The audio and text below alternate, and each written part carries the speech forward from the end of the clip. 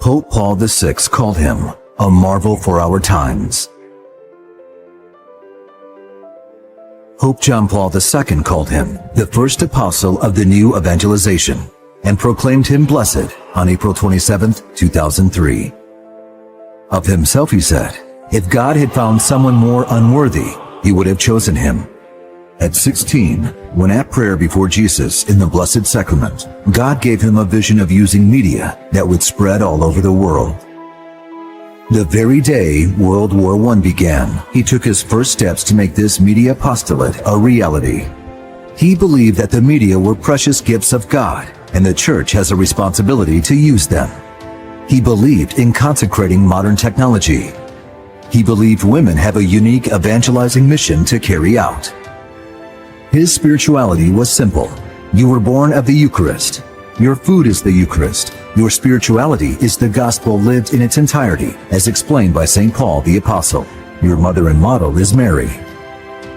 He wanted the Bible to be read in every home and oversaw the printing of millions of Bibles in many languages.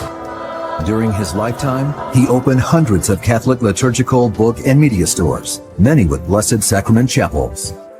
He was a newspaper, magazine and book publisher, a broadcaster and filmmaker. Where is humanity heading?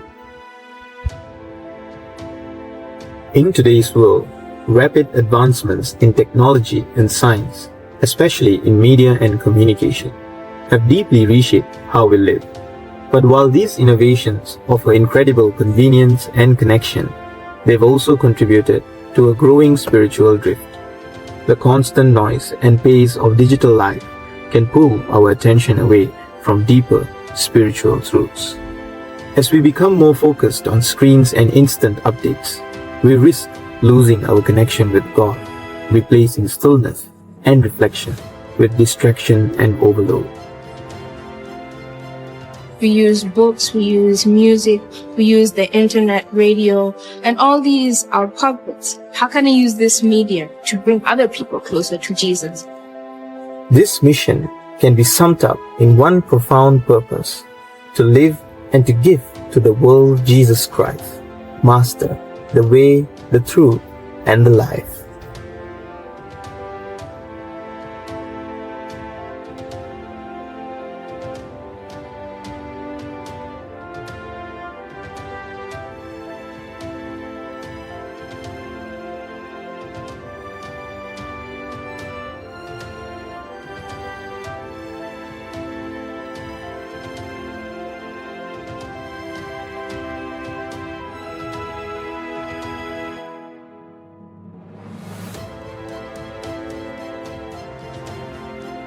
Our story takes root on March 19, 1965, a date etched in the heart of our mission.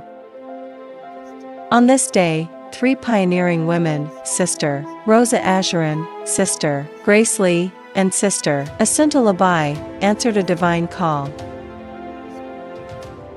Responding to the invitation of Bishop Dominic van Dargen, they arrived in Kuala Lumpur with hearts full of faith and hands ready to serve. With few resources but unwavering conviction, they planted the first seeds of the Pauline mission on Malaysian soil.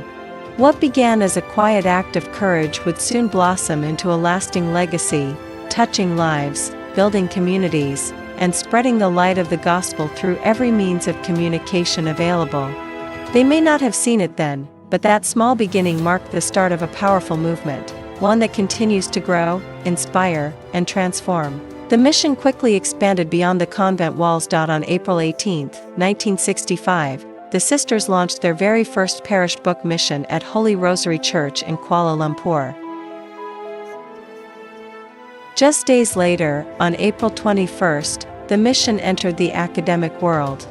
In the halls of the University of Malaya, the sisters began organizing seminars and conventions, planting seeds of faith in minds eager for truth. On April 22, the sisters took a more personal path, beginning home visits in brickfields.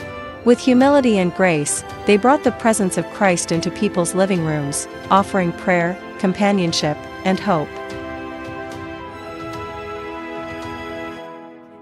A major milestone came on August 20, 1989, with the blessing of the first Poly Media Center on Jalan Ampang.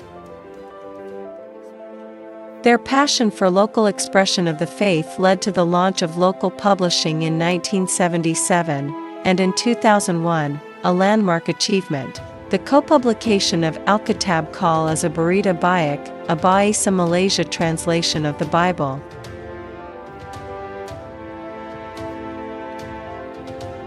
In the field of audiovisual production, their first cassette album debuted in 1990, followed by their first video release in 1996, proof of their creativity and adaptability in reaching modern audiences. Through every mission, every milestone, and every medium, the daughters of St. Paul continue to bring the light of Christ to the world, faithfully, boldly, and creatively. Throughout the decades, their presence has been a quiet yet powerful witness, walking with the church, serving the people, and proclaiming Christ, way, truth, and life, with creativity, compassion, and faith. And today, as the world changes faster than ever, the mission continues with new faces, new tools, and the same unwavering purpose, to live Christ and to give Christ to the world through every means of communication.